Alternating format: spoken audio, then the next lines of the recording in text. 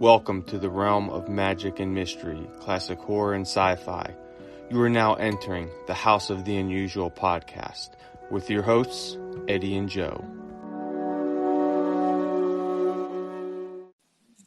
Welcome, everyone. I am your host, Joe Pavlansky, pop culture historian, writer for Scary Monsters magazine, and curator of the Crypt of Classics. Co-hosting, as always, is the maestro of mail-order mysteries and owner of houseoftheunusual.com, the intrepid Eddie Guevara. Today's special guest is the world-famous actress and all-around totally awesome person, Catherine Chan. How's everybody doing tonight? Eddie, how's it going? I'm doing fantastic. Good. Catherine, how are you tonight? Thanks for being on the podcast with us and sitting down to chat for a little bit. Yeah, of course. I'm doing great. Thank you for having me. Awesome. So, Catherine, we understand that you were in the 2012 movie Safe. Yes. And that was quite some time ago. So can you tell everybody out there just a little bit about yourself? Some of the work that you've done, some of your interests and all that, because, we're all about interest and pop culture and collectibles and everything on here. So if there's anything you want to get out there and tell us, man, here's your chance. Go for it. Yeah, of course. Well, as you said, Safe was a long time ago.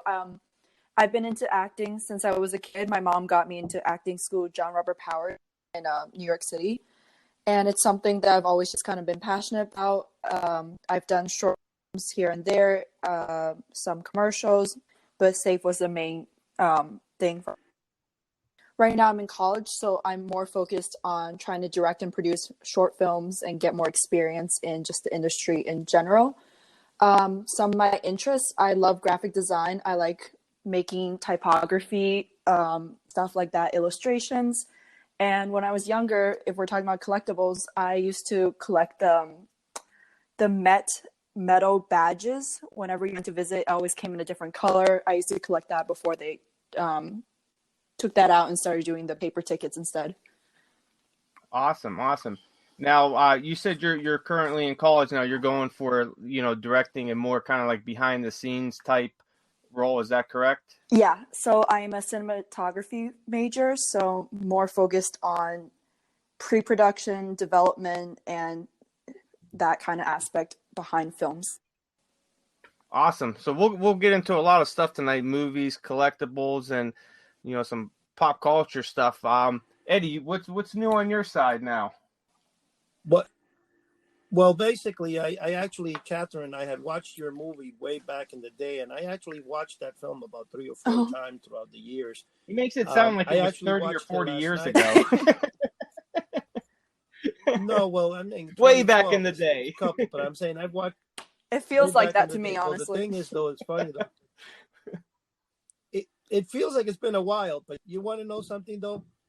I watched it last night, and it was interesting though. I like the fact how you were acting on it because you were pretty young. You were, I guess, 11. Yeah, Am I correct? Yeah, 11. Okay, and you did this film now. How did you get into this film? Do you remember? Can you tell us a little bit about that? So going to John Robert Powers acting school, they do every few weeks an agent will come in.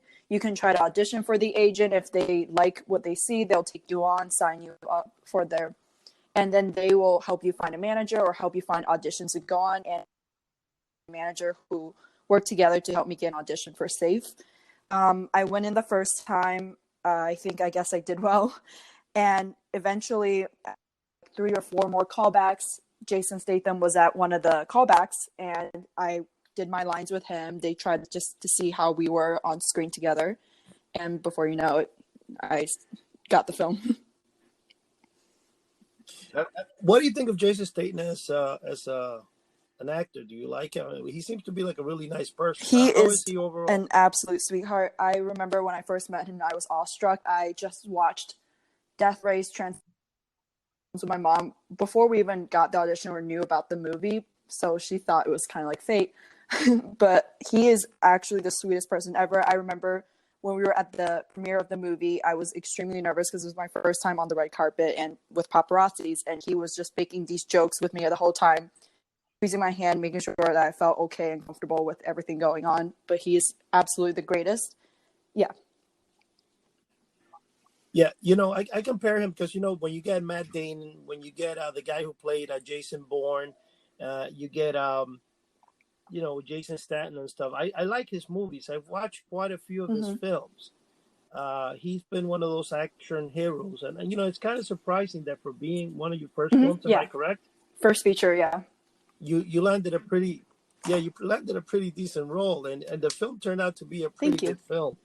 Um, Let me ask you a quick question because it was kind of funny as I was watching last night, and I'm trying to picture you there as a young little kid, and when the guy says to you, that Russian, the guy who's playing the Russian, that actor, which I know he's done quite a few films, I forgot his name, and he says, I have children, and I know when they're lying to me, and it's funny because you're 11, and you're like, you're pretty good at your role there. You kept it cool, you didn't like get nervous. Thank you. Um, I mean, and then doing the chase scene when you're in the car there with Jason and you go to him, you're crazy. Now, was that done inside of a studio? How was that done? The chase?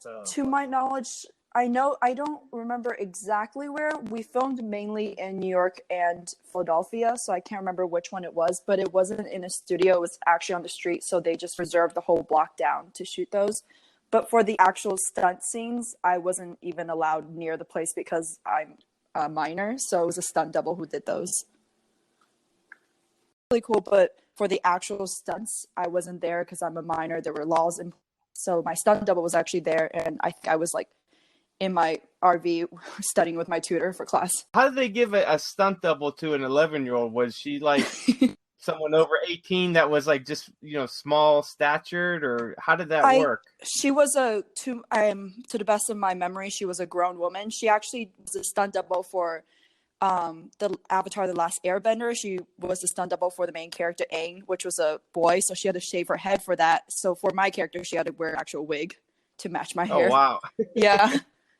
That's But pretty awesome. She was just about my size, my height, and everything. And she did any of the stuff, like the ones I think you see me climbing a wall down the side of a building, anything that required any kind of remote physical exertion, I was not allowed to do.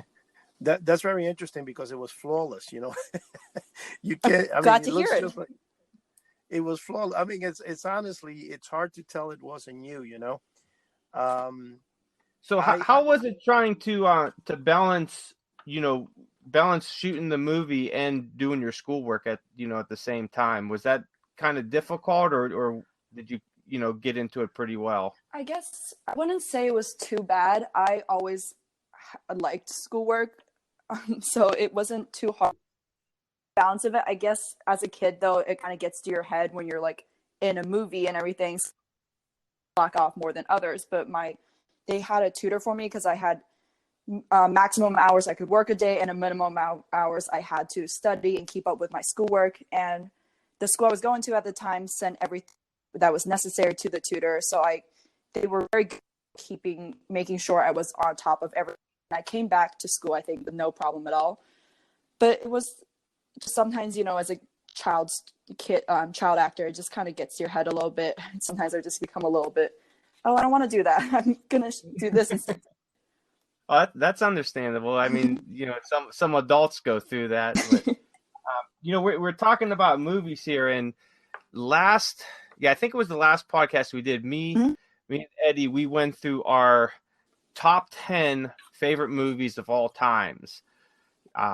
One by one. How you get into any like sci-fi or like horror movies, whether it be contemporary or classic? I love horror movies. Yes, absolutely.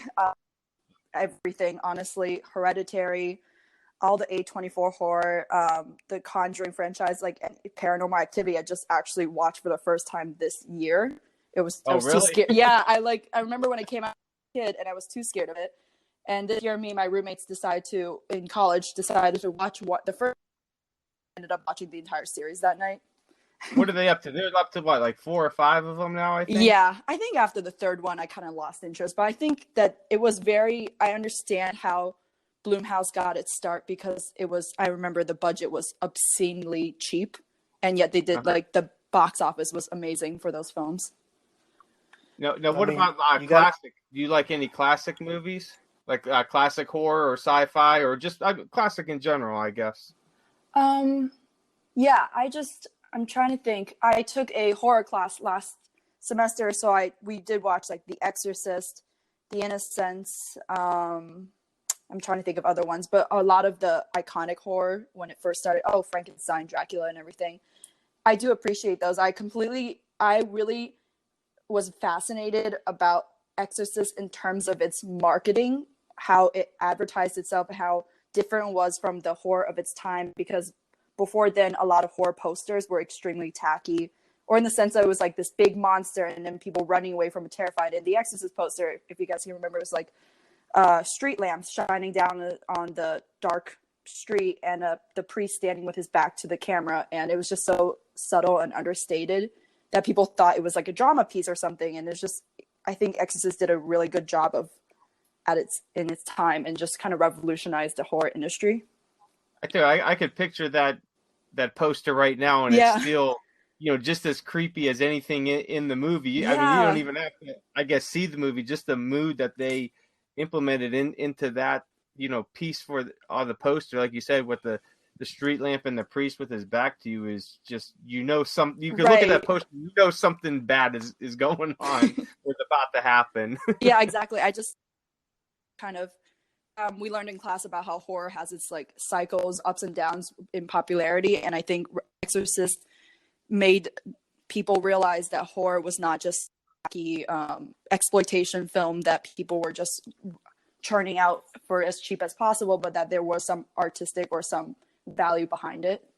That's what really kind of started happening in the 70s is, a lot of these companies, they were just putting out movies, and then they got into the whole sexploitation Right. aspect of the horror movies, and it was kind of, they were switching from more storylines and plots to just kind of like gore and Right, sex. exactly.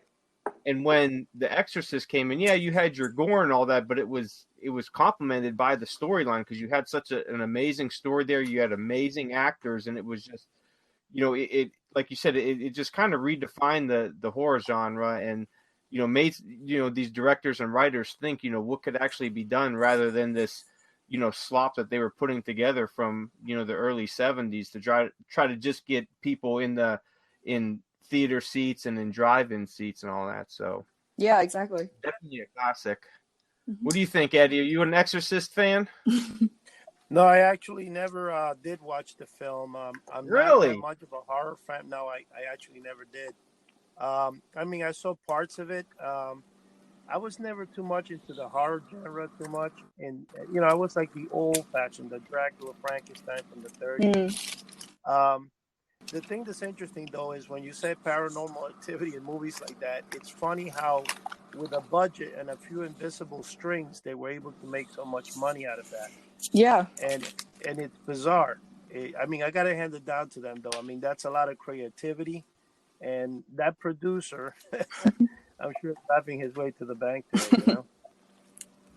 Now, one question I wanted to ask you, when in the movies and stuff, because we're talking about the horror films and stuff, anytime safe place, how's the pay scale for that stuff as compared to, I know they instituted, I don't know if you're aware of this, of the original horror, I mean, monster shows that we grew up watching, me and, and Joe there, and a lot of people my age, like the Monsters and the Addams Family. A lot of people don't realize that the guy who played Uncle Fester in the Addams Family also was the first child actor in the world, actually, and he appeared with Charles Chaplin in The Kid. Oh wow, yeah. And yeah, and he because of what his parents did to him and took all his money, uh, basically it forced Hollywood after the other child actor who played What's Happening. Was it What's Happening, Joe? That they took his money. Al Coleman. You remember Yeah, I Coleman? believe it was What's Happening. Yeah. Yeah, they took his money. So Hollywood instituted a thing that they wouldn't give the money to the parents. They just gave them, I think, like, in other words, child actors would only be able to retrieve their money that they got paid after they were 21, because of that some parents were exploiting them. Is that how it is when you were acting? I mean, when you did the movie and stuff, did they apply those rules? Um, Or I honestly don't know the specifics. I wasn't really paying enough attention, I guess, but I know that my mom put everything that I got from that into an account for me that I could only access after I turned 18. So she was right? very Definitely diligent about smart. making sure that everything went to that. And yeah, that's all I know. Yeah, because the guy I'm talking about is Jackie Coogan. Jackie Coogan was the Uncle Fester from the Addams Family, and you will also, like I said, in the kid when he played the kid in Charles Chaplin in the 1900s when the film came out. Jackie Coogan, when he passed away, he died penniless. They Really? took and destroyed, yeah, his entire. And here is one of the guys that, of course, he played Uncle Fester, but people didn't realize that he was the first child actor ever in the history of the world. And because of that, I mean, it just made me wonder. And let's say when the movie saves plays, every time they play or somebody watches, do they still give you guys like some type of money from that? Yeah, I'm forgetting the exact word for it, but yeah, Residual, yes, not that's it. residual income. Yeah, residual income. It just gets mailed to me whenever, I think at a certain time intervals. I honestly don't know the specifics of it, but they still do pay you for it. Yeah. Oh, so Joe, make sure you tell all your friends to watch Safe tonight. Yeah, really. Yeah, we'll Yeah, put it on. please, Make please. sure we get a watch party. Yeah, we'll put it on a repeating thing. It repeats every hour on Perfect. the hour for the next 7 days. Amazing. Eddie will never Um, make it to work. He'll keep watching it all the time. yes. Well, I got to tell you the truth. I really was. I like the way the movie plays out, where Jason plays an ex-cop. He's supposed to be the best of whatever he was, and somehow things went wrong. And then the mayor of the town is involved, where he's in control of all the segments, and they're playing between the Chinese mafia, the Russian mafia, and crooked cops. Hmm. And it was very funny. I mean, it was a good film. It's got a great ending. And I thought it was really hilarious when you shoot the guy in the leg and you fall back and you. Oh my God, yeah, from the backfire. Yeah, Yeah, that that was scene. kind of funny. Now, did you actually acted that out? Yeah, Was it a that stunt was, to my knowledge, at least from my memory, the only scene that I did that wasn't the stunt double. And even for that, they had me practice stunt double, like the stunt double director and everything, in a room with a banana gun. I remember he thought it was a funny joke where he would give me a rubber banana to use as the gun until the actual day on the set. And even I guess on the day of the set, there was a mattress behind me. I'm assuming they just edited that out in post. But yeah, it was. double? Yeah, of course, because you fell backwards. I Yeah, guess. yeah. And Now, Now, go ahead, Eddie. Go no, ahead. I was gonna say now acting and stuff. Like when you're acting and doing a movie like that, like what time in the morning do they start, shooting for every scene, and how long does it take to actually complete the movie? oh well, I guess I'm trying to think. I guess each day kind of changed or what hours you're working for the next day.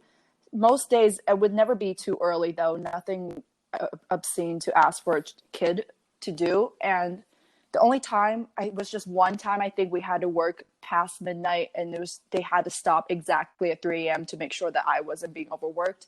And even then it was not that many hours. It was just more that they had to follow the rules and everything, but they always kept it pretty. It was never too grueling or anything like that. I felt like everyone there was just amazing. And what was your second question? Sorry. No, no, no. I was just saying, like, how long does it take to Oh, record a movie? Like, a couple of months, a year. um, for actual production, at least for my role, I don't know about the other actors. I was there for maybe 2-3 months. Okay. I Yeah, because you played a female Einstein, kind of a young kid, kind of like Doogie Howser, MD. Yeah, she had like Kind of the opposite of photography. me. Yeah, where you were like super intelligent, so everybody wanted the code. And I thought it was funny the day I saw you, and I said, "Can you let me have the code?" And you're like looking at me, "What code?" Again, do you know the code? I You're like, But who the heck is this crazy guy?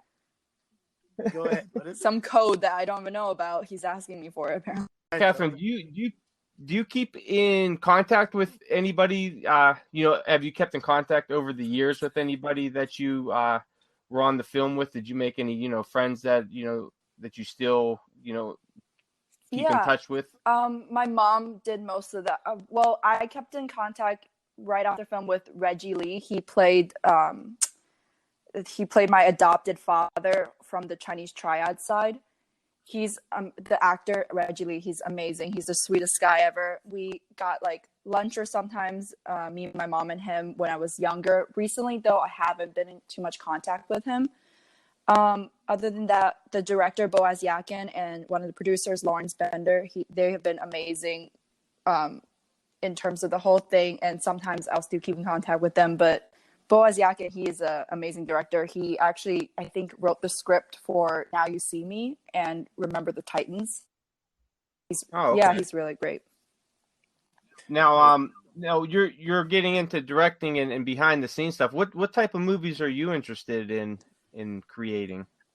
Well, I guess I don't really have a very specific niche right now. For one of my production class right now, I'm actually creating a horror short film. And I wanted to do. All right, that's what I wanted to hear. Horror movie. Yeah.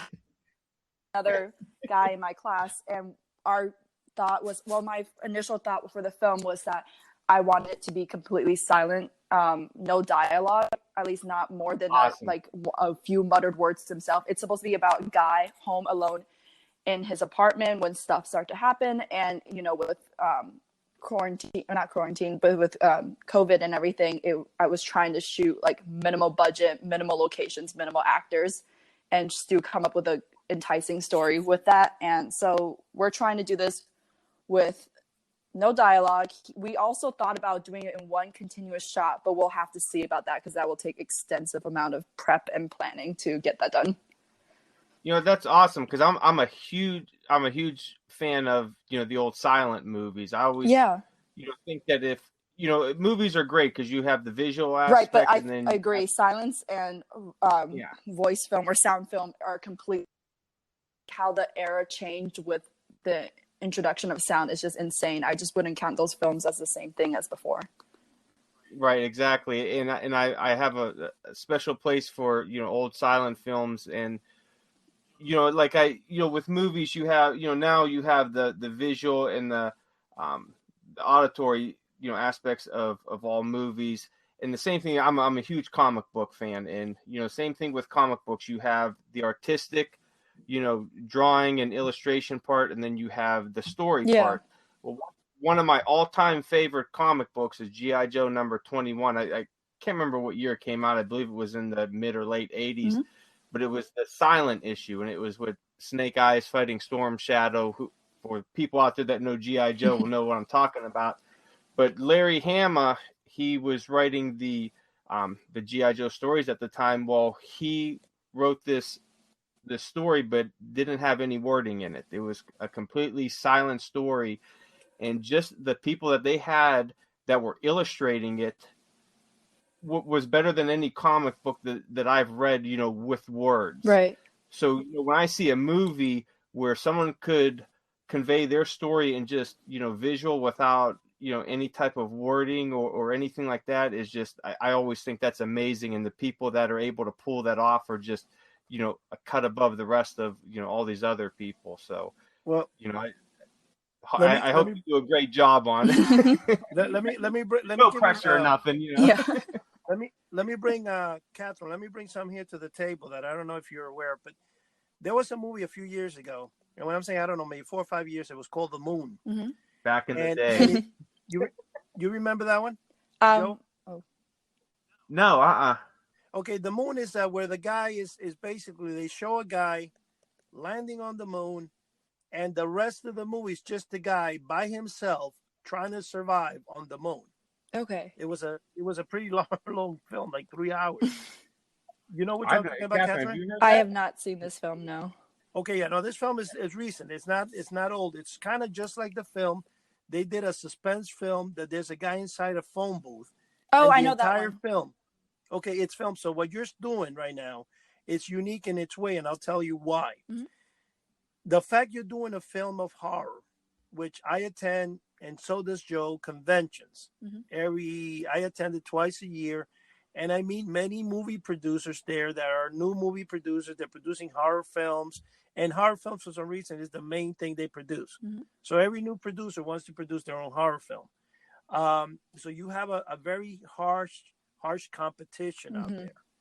The thing that makes it a little different of what you're doing is, as you're creating a film with very little wording, it's kind of the same thing that you're creating something that's unique as the people that did Paranormal Activity. Mm-hmm. They took what they had, and even if you remember the Blair Witch Project, they filmed that with a like a camera, they carry along camera, Yeah. and they made a fortune with it.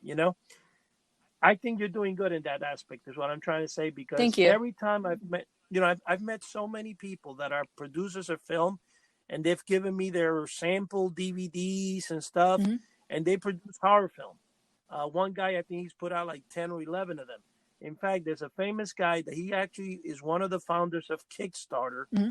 His name is Michael Epstein, and he has a series of vampire films. And in fact, he contacted me about 6-7 years ago, and he wanted to do a documentary with me on it, as co-producing it with him, Mm-hmm. on novelties. Now, when I'm saying novelties, is me and Joe and stuff, and my genre of people, and even this podcast is dedicated mostly to collector of people that grew up in the 70s and stuff, and would buy a comic book, and they would have novelties they could order and send away for.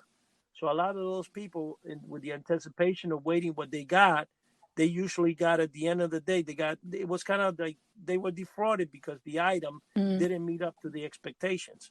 So that's basically what we grew up with: the monsters, the sci-fi, all the robots and laser guns and everything you can think of in a sci-fi movie. That's the genre I grew up in. But a lot of people have tried to do movies, and most of them, what they do, for some reason, every new producer will either do a documentary, Mm-hmm. which usually depends, and they base it on World War II, Mm-hmm. or they will do horror film. I think what you're doing is unique, because I never heard of anybody trying to do a silent horror movie with all the people I've met. So you might have definitely a good niche in that market there. Thank you. Oh yeah. I guess I was inspired by it. Do you guys know the feature film? It came out a few years ago, Lights Out. Oh yeah. Yeah. So not by that film, but the director for it. It was based off of his short film, which you guys can find it on YouTube. It's the Lights Out short film, I think, if you search that.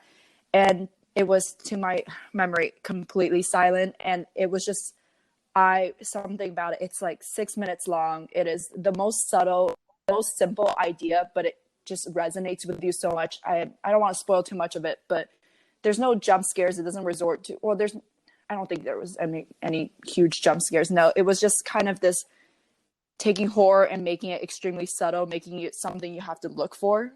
And I was inspired by that director. I really enjoy, like we were talking with The Exorcist and the movie poster. To me, I like the movies that while you're watching it, you kind of get sucked into the mood of the movie, where there's, I'm not a big, I used to like, all the gore and the jump scares and all that, but to me anymore, I like the mood of a movie. I like the story. So, there doesn't have to be any monsters. I mean, you could watch a perfectly good horror movie that's just downright creepy because of the way the directors and all that, the lighting they have and the set designs and everything. Right. So, I always enjoy those movies too. And I think that it takes a special person as well to do something like that, because you're going above and beyond, and you're putting out something that's, not really out there, too much, because a lot of these movies are, jump scares, and, they got these, special effects monsters and whatnot out there. So, yeah, silent movie sounds cool, man. I would, definitely, get a hold of us and let us know when that comes out. Yeah, of course. Take a look at it. Catherine, one thing you have as over me. See, Joe is a little older than me by quite a few years. Well, you wish. Yeah, well, come on, Joe, don't ruin the thing here. And what I was gonna say, see, I have about 15 years on Joe. Mm-hmm. But what I was gonna say, that one of the scariest films that I had in my time, and that's why I didn't really become a follower of horror film, is because the time I was growing up, there was Alfred Hitchcock. there were a lot of the simple films. This is before Halloween came out. They had Silent Scream, Squirmel. But the thing with the films that really, really got to me, that I think got me more scared, and this is where I think you're really going to excel in what you're doing. Mm-hmm. And in fact, I see a really, really remarkable future for you in that field, and I'll tell you why. When I saw a film of Alfred Hitchcock, and I wasn't really a fan of Alfred Hitchcock, but when they played a commercial and they would show some lady going up the stairs of a Victorian home, Mm-hmm. some guy grabs her, and the only thing you see is a shadow of a knife going up in the air and stabbing her, Mm-hmm. but you don't see it. You just see the knife and the shadow. That thing was scary, Yeah. And there was a just film like that what was that Bates Motel? When they did Bates Hotel. You're right. when they did that, there was no, you didn't see any of Mm-mm. the gore. You said that you seen some blood running and all that, but that, that That's that it's a takeoff, Joe. scene It's a was takeoff from effective. the past. They Yeah, copy those things. that scene was so effective. I mean, there was reports of people not wanting to take showers, that they were Right. afraid to go in the shower, and Alfred Hitchcock made this totally brand new scene in Psycho that had really never been done before, and he didn't really do much. There wasn't, I mean, you look at it, there really wasn't much there. You seen at the end of it the blood run down the drain, Mm-hmm. but it was very psychologically effective. I think psychologically, Mm-hmm. what you're saying, psychologically effective. The way you're Yeah. doing a film, and you're trying to get a film that it portrays and it says everything without people speaking and talking, it's I think the biggest part of that. And Joe, you gotta, I don't know if you got to see it or even you agreed the last time I told you, one of the scariest films I ever saw that to this day I don't really want to see it and I don't like it. It's called Don't Be Afraid of the Dark. And now, Catherine, we're not talking about the modern day version of it. Mm-hmm. If you look up Don't Be Afraid of the Dark from the 1970s, Mm-hmm. it's a film that this couple buy a house, and it's like a Victorian house, and down in the cellar, in the basement, there is a fire, a chimney, an old chimney. And it's got a steel plaque over it. Mm-hmm. And the lady's about to, take it off because she wants to, clean up the house and refix it, whatever, remodel it. And the janitor, the guy who kept the house, or whoever, not the janitor, but the guy in charge of the estate, goes to her, do not ever open that. Don't ever open that door. So she didn't listen. She went ahead and opened it.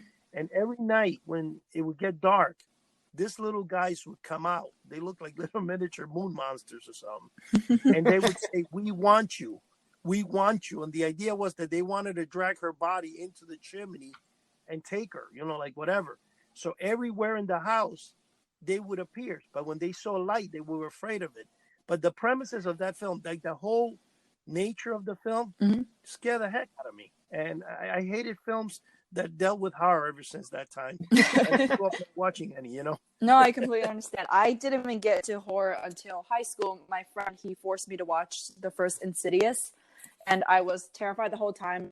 So I didn't want to be watching it. And I think what drew me in was this one scene where he had to pause the actual scene. He's like, in the background, like there's something right there. Like I don't want to spoil too much of it. And something about that, I think up until then, a lot of people perceive horror as this kind of tacky, cheap exploitation film. And you really start to realize that there are a lot of really, like Jordan Peele right now or Ari Aster, they're doing such amazing work and just elevating horror movies as like their status and everything. And I think it's really important.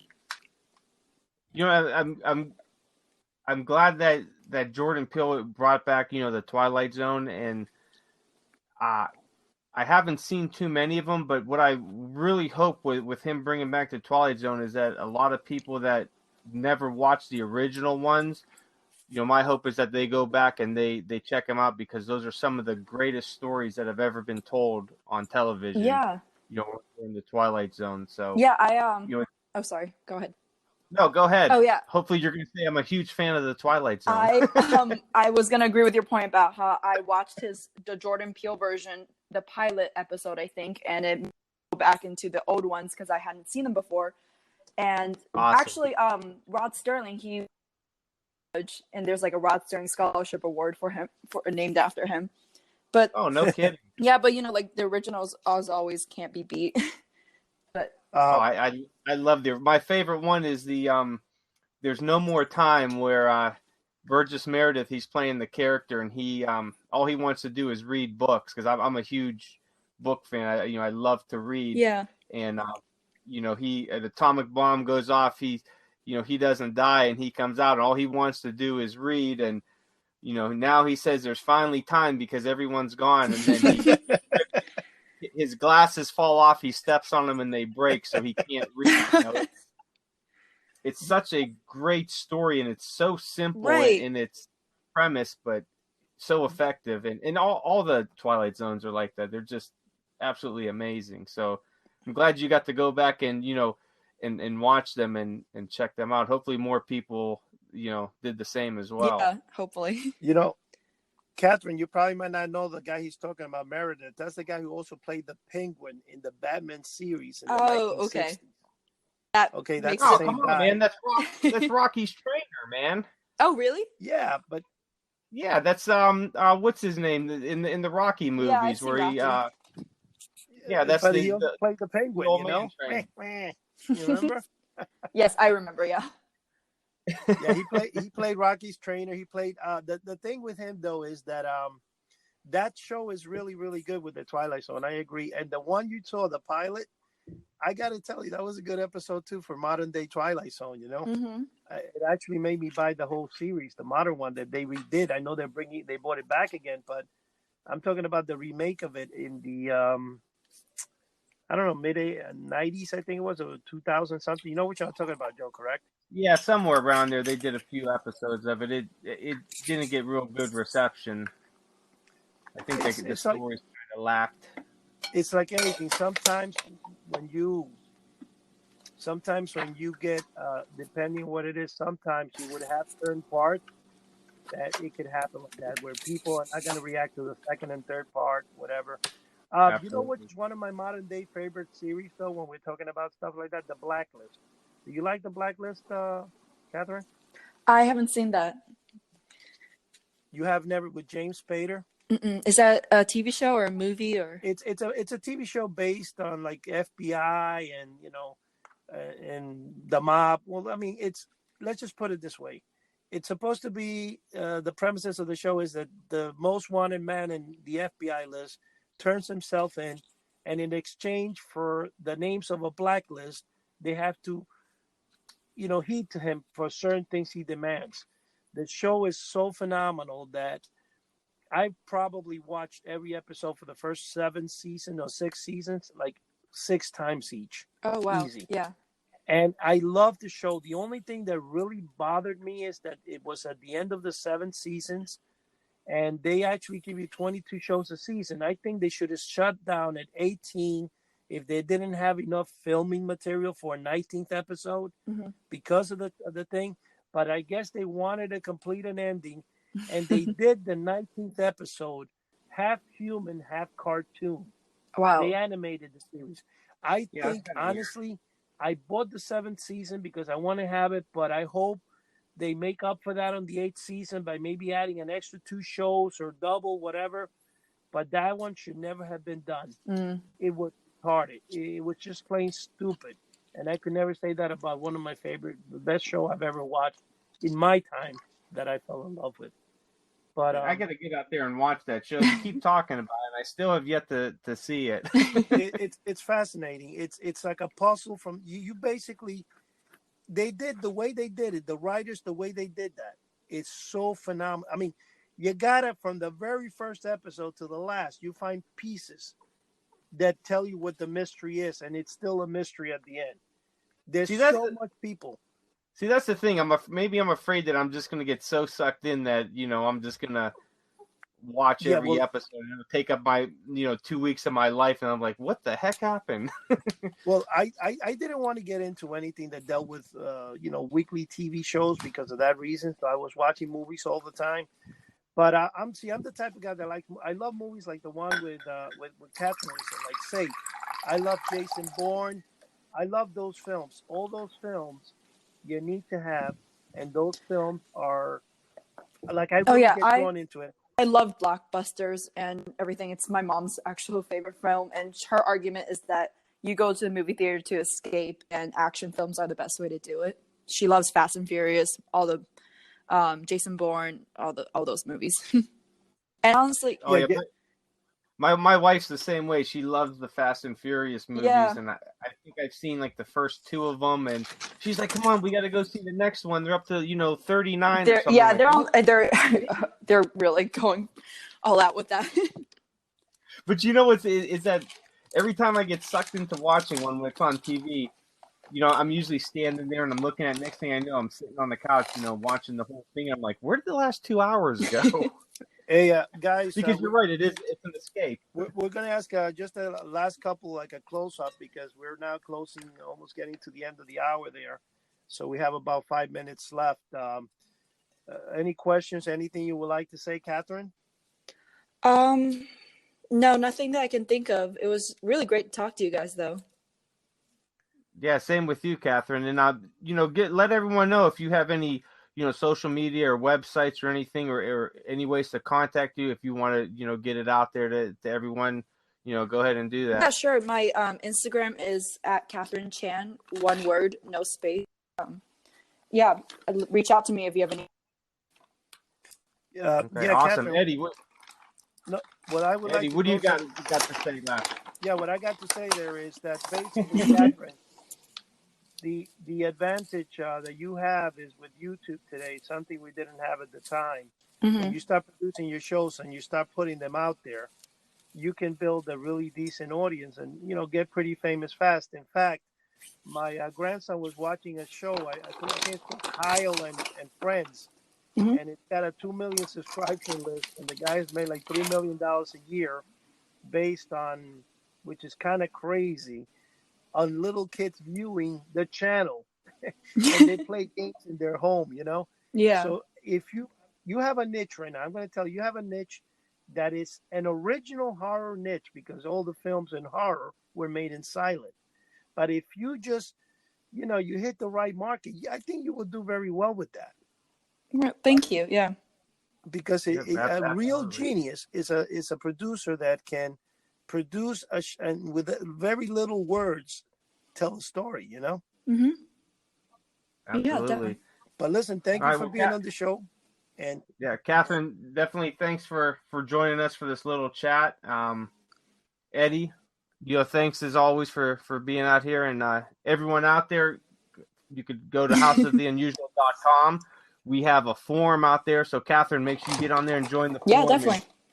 You could talk movies and UFOs and Bigfoot and everything else that we talked about on there. And everyone else, we have a YouTube channel, House of the Unusual, with also Cryptid Classic videos on there. We're always uploading videos. You can also find us on Instagram, Cryptid Classics, and House of the Unusual. So that's it.